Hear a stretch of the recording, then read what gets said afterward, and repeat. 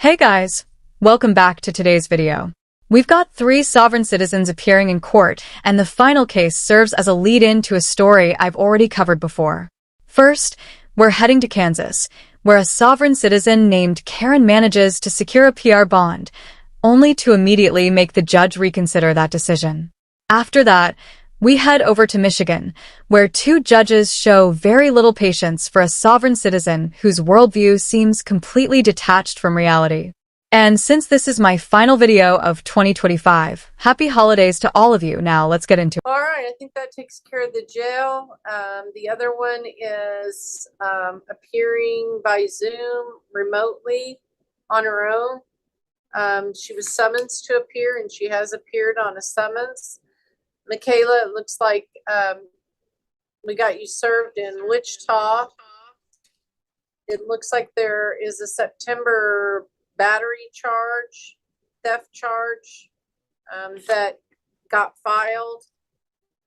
And that's why you're notified to appear today. It's alleged that you had physical contact with Lori Jasso, Jasso. They call it done in a rude, insulting, or angry manner. So usually it's hitting, shoving, pushing, something of that nature, part of a fight or disagreement or out of anger. It is a B-person misdemeanor if convicted of battering someone. Maximum 6 months, $1,000 fine if convicted. And then it's also alleged that you took her purse and her cell phone and some stuff in her purse without her permission. The value less than $1,500, which also makes it a misdemeanor. It's a Class A non-person. It's always interesting that property crimes are a higher classification than person crimes, like a battery, but that's how it's set out legislatively. The maximum sentence is 1 year in the county jail and $2,500 fine if convicted. I'm going to enter a not guilty plea for you. If you're employed, I'm going to ask that you make an effort to retain your own attorney. If you're not employed and you have dependents that you support, then I will appoint an attorney to represent you. You will need to go before our magistrate judge on January 26th. The time depends on whether or not you get a court-appointed attorney or you hire your own. But the date's the same in front of Judge Webster. I'm going to allow you to sign your own bond since you were brought in on summons and you voluntarily appeared. You'll need to make arrangements to sign a $2,500 bond, which means if you don't show up for your court appearances, we can take a judgment of $2,500 against you, issue a warrant. It's added to your court costs in your case.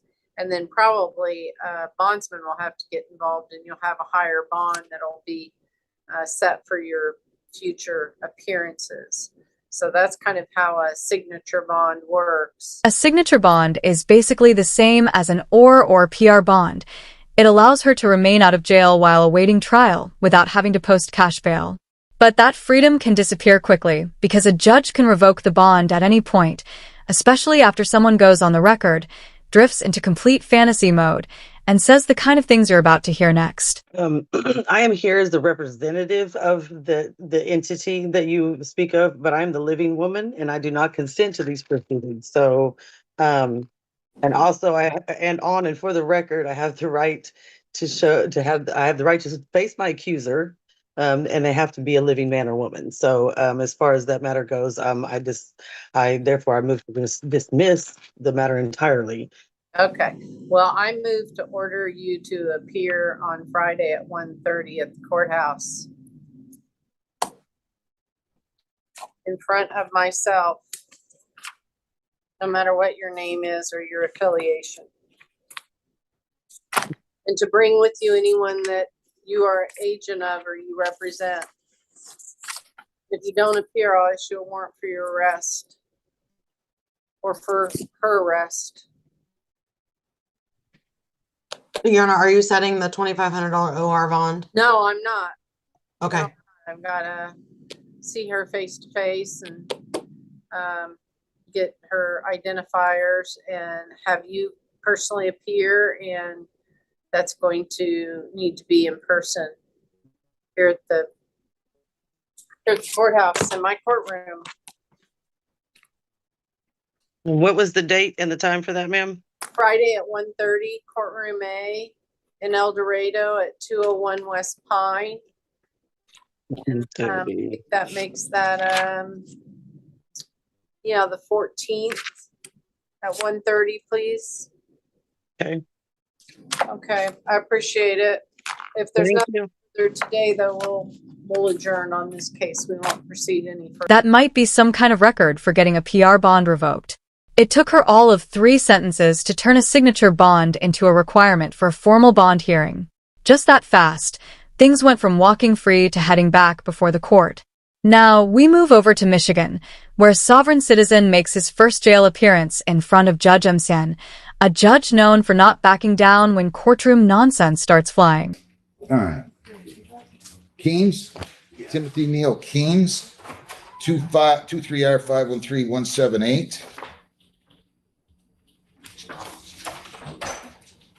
Good. Go ahead. Okay, good morning, Your Honor. Alex Green IV, PA2657, appearing on behalf of Timothy Michael Keynes, who's zooming in from the Wayne County Jail. Did you talk to the prosecutor about this one? I did not, because I have noticed that my client wishes to get some discovery, and I didn't see anything on it. Okay. All right, Mr. Keynes, your name? Timothy Haynes. How long are you in custody there for on other cases? I have no clue. I'm waiting for my tether. This is holding me up for my tether. So I asked for a discovery for this case. Yeah, I don't have a problem. I hate to see you sitting in there all day. It's too bad you didn't show up for several days. It's too bad you didn't show up when you were supposed to. Give me a new date on a Rockwood case, Lisa. Judge, okay, I just want to be sure what we're doing here, because if we do discovery, Pull him up. this Mr. Green won't be here. It's gonna go back to Yeah, Except for a pretrial today. right. It's going to go back to Mr. Gaith. Okay, should we just have Mr. Gates talk to him today? It's on the docket for a pretrial. I don't know if they realize that. I think Mr. Green did, and his client wants discovery. Yep. Of everything. That's fine, Mr. Keynes. You don't have to. Well, I mean, it's not no one else's freedom. July 10th, 8:30. Well, I don't know what you mean by that. We're trying to accommodate you here. I don't have any problem with you adjourning it. Thank you. Do you have other holds? No, but this case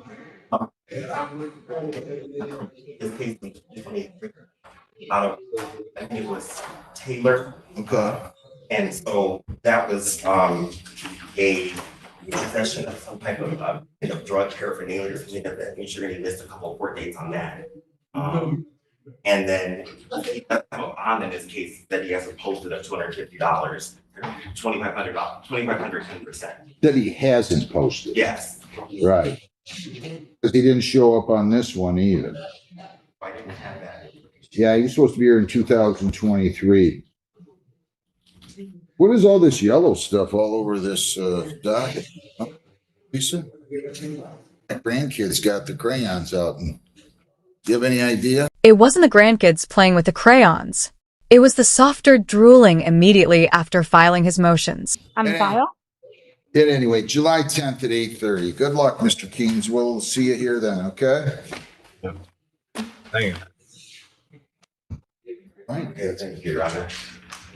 But So I stay here for another 10 days.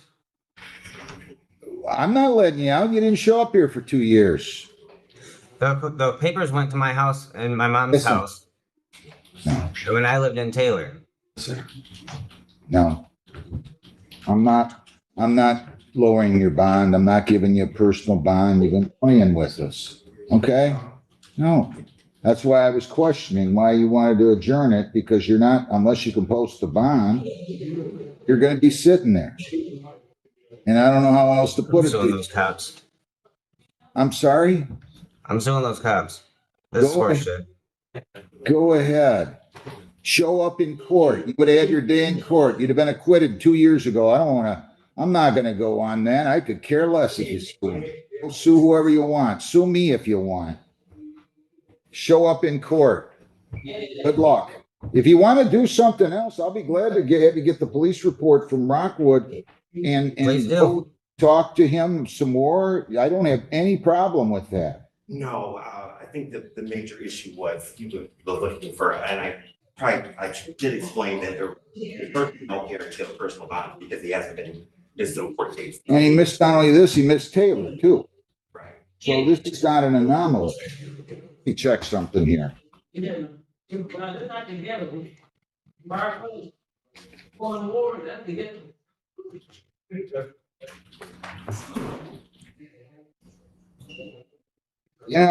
it never fails. It never ceases to amaze me.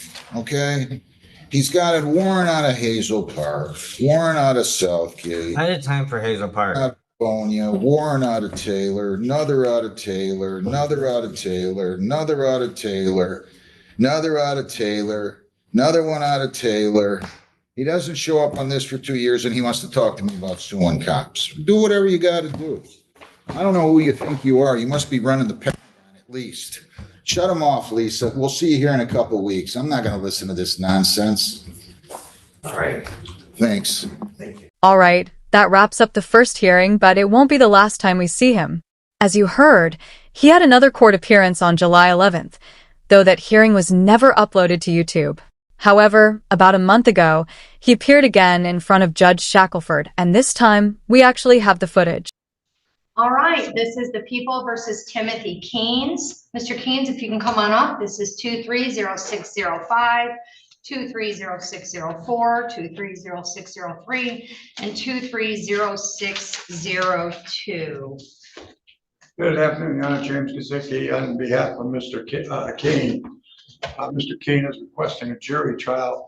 And just for the record, I explained this to Mr. Kane that he's a sovereign citizen and I am not familiar, nor do I practice any laws regarding. Because there aren't any laws regarding them, Mr. Gazicki. Exactly, Your Honor. And I explained to him that I would represent him under the laws of the state of Michigan and obviously the United States. All right, Mr. Kane, do you understand that? Is that a yes? Yes. Okay, so Mr. Gazicki has a law license and he's had it for a long time and he wants to keep it. So Mr. Gazicki is not going to come before this court or any court to make frivolous arguments or unfounded arguments on your behalf. But he has indicated that he would represent you on these cases, applying the law of the state of Michigan. You understand that? Is that a yes? Okay, she's taken down what you're saying and look the same. Okay, so all of these cases are from the same occurrence, is that correct? Yes, Your Honor. All right, so one jury trial date.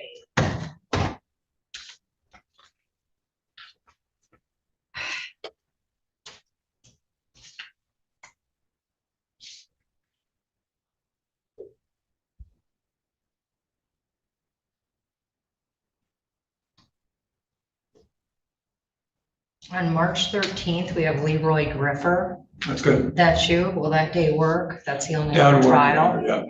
All right.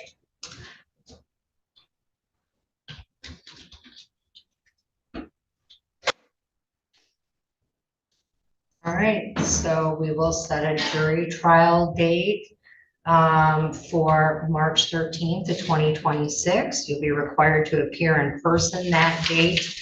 And the trial starts at 9 a.m. So you should be here no later than that, okay? And sir, one second.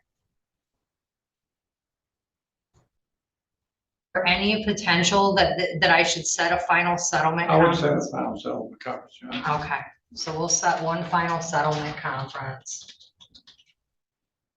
All right, that's your jury trial day. We'll send you out notice in the mail of your final settlement conference as well as your jury trial date, okay? All right, thank you. All right, you're all set. Okay, so that hearing was a bit uneventful, but I figured you'd still want to see it anyway.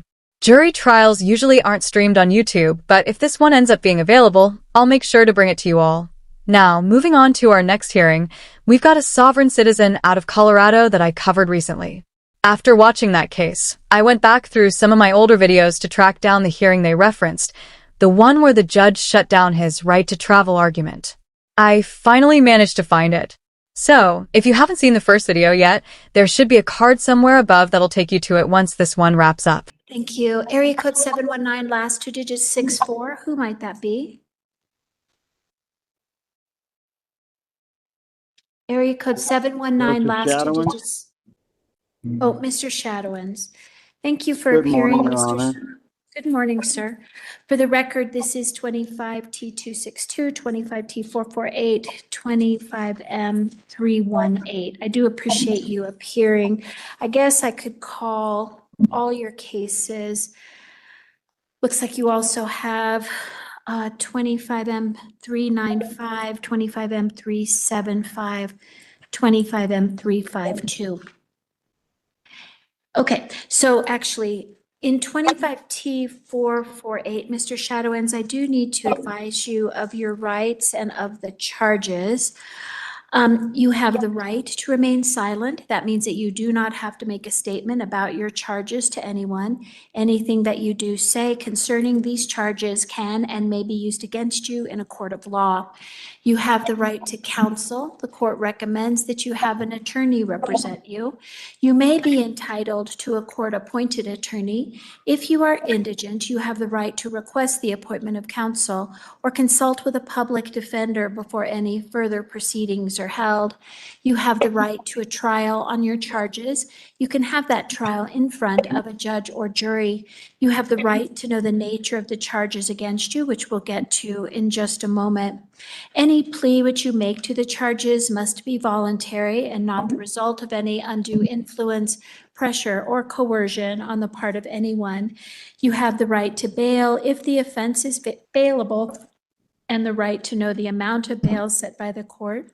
As a general advisement, if you are not a citizen of the United States, whether or not you have lawful immigration status, you should tell your lawyer because you have the right to receive advice from your lawyer about the specific impact this case may have, if any, on your status. As a second general advisement, and I know this does apply to you, sir, if you are a current or former member of the U.S. Armed Forces, you may be entitled to receive mental health treatment, substance use disorder treatment, or other services. Do you understand your rights, sir? Thank you, Your Honor. Okay. I'm going to just advise you of the charges. There's first, failure to display proof of insurance, class 1 traffic misdemeanor, carrying possible penalties of 10 days to 1 year in the county jail and or a $500 to $1,000 fine, 4 points against your license. The second charge is driving under restraint, which is a class A traffic infraction, carrying fines up to $100.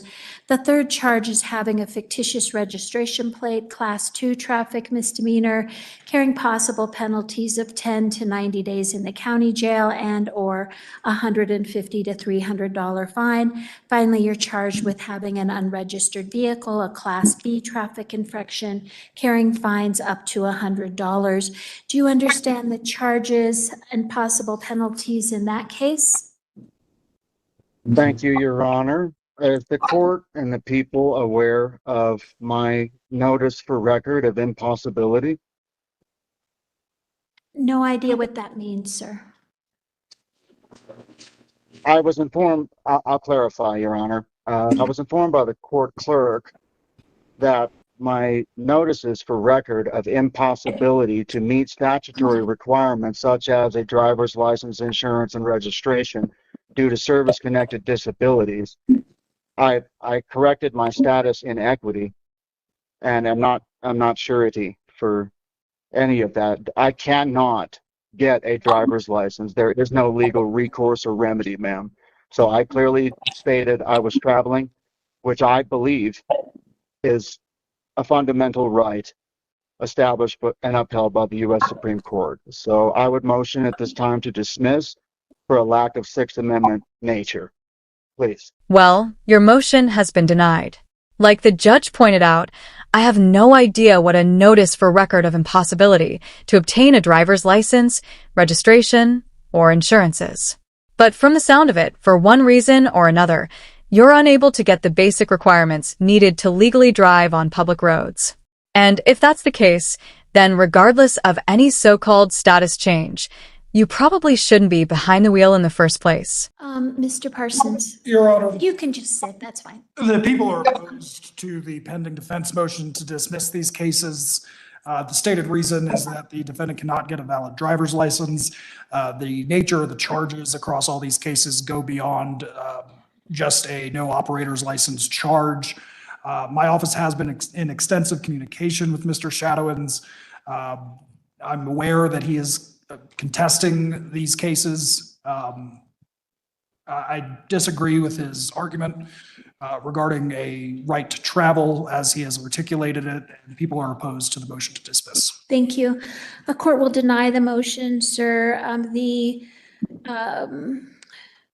Under case law, People v. Zen 843P, second 1351, the court held that the right to drive an automobile on public roads is not a fundamental right. The courts have long recognized the right of states to regulate the use of motor vehicles on roads within the state. So I deny your request to dismiss based on a right to travel. So are you, Would the Mr. court Shadowins, please were you in? clarify the Sixth Amendment nature, please? I'm not even sure what you mean by that, sir, but Who is the what is injured your party, argument? ma'am? I'll clarify. Who is the injured party? I am not aware of a victim or damaged property. I'm asking simply for clarity of the Sixth Amendment nature of, okay, and cause of any of these cases. Who is claiming injury? Well, sir, as when you drive, driving is a privilege, and the legislature has imposed regulations on what you must do in order to drive on public roads. So I guess the injured party would be the state of Colorado. You are being, all these cases are named State of Colorado versus you. There are other cases where, in cases where you're alleged to have resisted arrest and harassed people, though there are actual victims in those cases. So obviously that argument does not hold water. So Mr. Objection, Four Shadowins. Corners rule, please. Can we please stick to the one case at a time, please, ma'am? And so, thank you. I don't have a driver's license. There's no contract. How can I be charged for violating a contract I never acquiesced or agreed to due to impossibility? You may not have signed a contract, but you certainly entered into a social contract the moment that you drove on public roadways. So, sir, that is not a persuasive argument, as I've already mentioned. I am bound by the law of the state of Colorado. I'm asking a question. I'm not making an argument, ma'am. I'm not presenting an argument, ma'am. I ask a question. Please and thank you. I'm sorry, sir, but your question is nonsensical. So I am already told you that it is that under Colorado case law and statute, you are required to have. Can the state be an injured party, ma'am? Point of clarity, can the state be an injured party? Yes. All right, so Mr. It's a body politic, is it not? Mr. Shadowins, I am not going to engage in these sovereign arguments with you right now. What I will tell you is, if you wish, we're going to give you another court date. I guess you've bonded out on, I guess, 3 of the cases recently. I mean, we can set them all over to December 1st at 8:30 if you'd like. Is it your intention to apply for a public defender or hire private counsel, or do you intend to represent yourself in all of the cases? Sui juris, I have no choice but to represent myself. I haven't received much response from the people. I can't seem to get my questions answered. I actually was not arguing, ma'am. I'm just asking questions. So at this point, I will waive the court, request an Article 3 trial and discovery from the people, please, in all these matters, and we'll proceed by special appearance. Thank you. Your Honor, if I may, these cases are not subject to Article 3 jurisdiction. Are not subject to what? I'm sorry. Article 3 jurisdiction under the federal constitution. He's talking about the federal constitution, I know. Your Honor, my office has been in communication with Mr. Shadowins about the process for how to request and pick up discovery. We have also communicated, obviously, the WebEx information, which I believe he's utilizing to appear in court today. He is welcome to continue those conversations with the district attorney's office, specifically Investigator Schaff, who has reached out to him about the discovery process. Okay, so you'll get your discovery. So do you want me to set your cases for trial, sir? Or do you want to make an effort to apply for a public defender or hire private counsel?